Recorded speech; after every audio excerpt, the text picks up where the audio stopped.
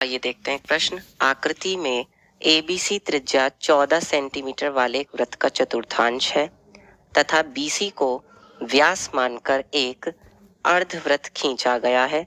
छायांकित भाग का क्षेत्रफल ज्ञात कीजिए। अब देखिए यहाँ पर आपको छायांकित भाग दिखाई दे रहा होगा जो कि हरे रंग का है, हमें उसका क्षेत्रफल ज्ञात करना है। तो देखिए इन्होंने हमें इंफॉर्मेशन क्या क्या दी है, जानकारी क्या दी है कि ये जो त्रिभुज एबीसी है ये एक वृत्त का चतुर्थांश है, यानी कि ये वाला जो कोण है वो क्या है, 90 डिग्री का कोण है।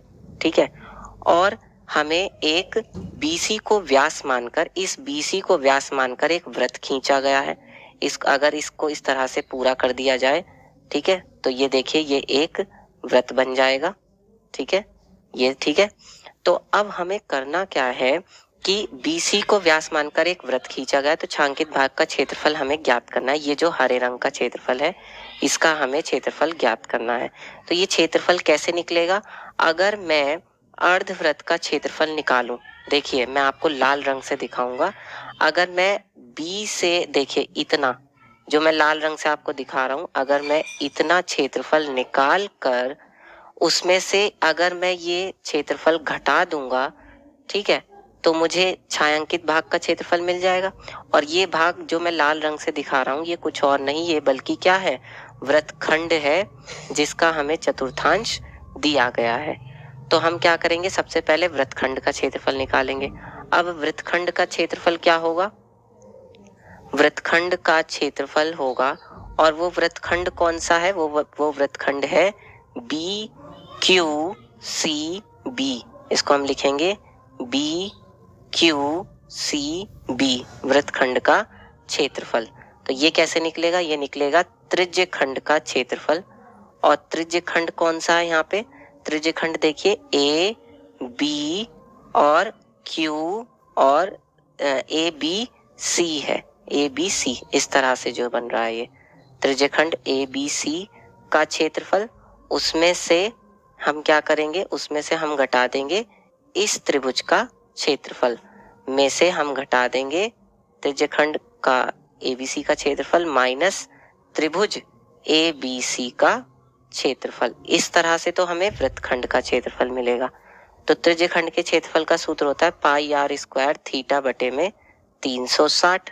और त्रिभुज का क्षेत्रफल, क्योंकि ये एक समकोण त्रिभुज है, तो समकोण त्रिभुज का सूत्र होता है 1/2 आधार गुणा में ऊंचाई।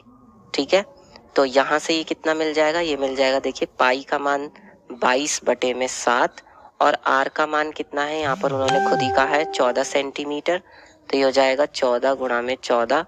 और थीटा कितना दिख रहा है आपको, 90 डिग्री, तो ये हो जाएगा 90/360 माइनस 1/2। आधार कितना है इस त्रिभुज का, आधार यहाँ से यहाँ तक है, और ये कुछ नहीं बल्कि वृत्त की त्रिज्या जो कि 14 सेंटीमीटर दी गई है, और इसकी ऊंचाई भी 14 ही है।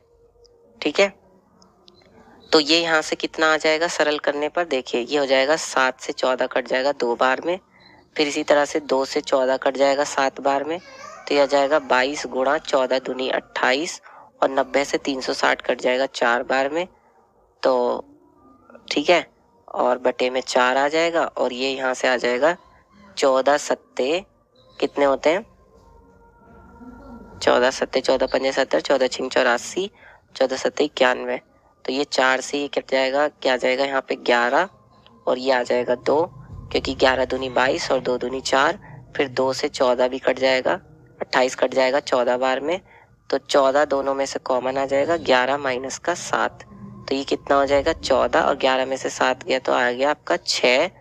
ठीक है, सॉरी 5 नहीं 4 आएगा, 11 में से 7 जाके 4 आएगा, तो 14 चौका 56, ये तो आ गया आपका 56 वृत्तखंड का क्षेत्रफल।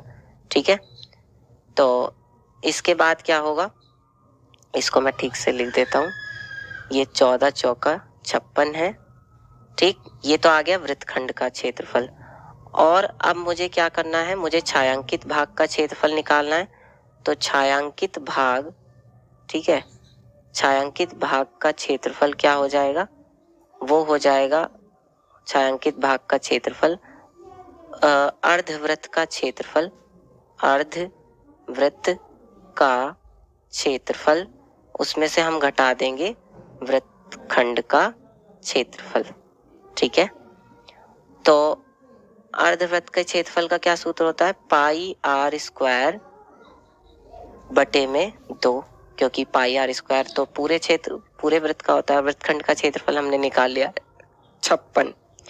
लेकिन अब हमें इस वृत्त की त्रिज्या नहीं पता, तो मैं इसे R1 मान लेता हूँ।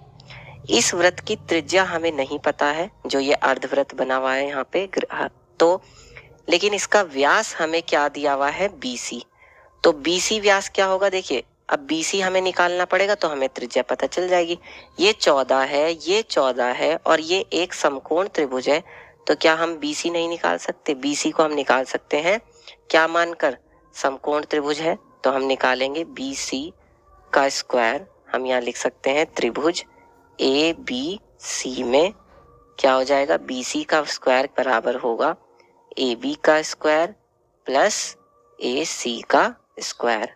ठीक है, तो ये दोनों ही क्या है? 14 है, तो 14 का स्क्वायर प्लस 14 का स्क्वायर, यानी कि 2 गुणा में 14 का स्क्वायर। तो जब BC हम लिखेंगे तो वो कितना आ जाएगा? वो आ जाएगा √2, 14√2। लेकिन हमें तो त्रिज्या चाहिए R1, तो R1 क्या हो जाएगा? BC बटे में 2, क्योंकि ये तो व्यास है। ठीक है, BC तो व्यास है, तो त्रिज्या कितनी हो जाएगी उसकी? BC बटे में 2, यानी कि 14√2 बटे में 2, यानी कि 14 से ये 7√2 आ जाएगा। ठीक है, तो अब हम यहाँ पर लिख सकते हैं, तो अभीष्ट क्षेत्रफल कितना आ जाएगा? A बराबर आ जाएगा आपका यहाँ से पाई का मान 22 बटे में 7 और R1 का मान कितना निकाल लिया है? 7√2 गुणा 7√2 और बटे में 2 और माइनस का 56। ठीक है, तो ये कितना आ जाएगा? देखिए, 7 से 7 कट जाएगा, √2 से 2 कट जाएगा, तो ये आ जाएगा 22 गुणा में 7 माइनस के 56। तो ये कितना हो जाएगा? 7 दूनी 14 का 4, हासिल लगा 1, 7 दूनी 14 और 1 15, यानी 154 माइनस के 56। तो इसमें से भी घटाएंगे तो ये आ जाएगा आपका 98। ठीक है, 98 और सेंटीमीटर स्क्वायर, ये आपका उत्तर होगा।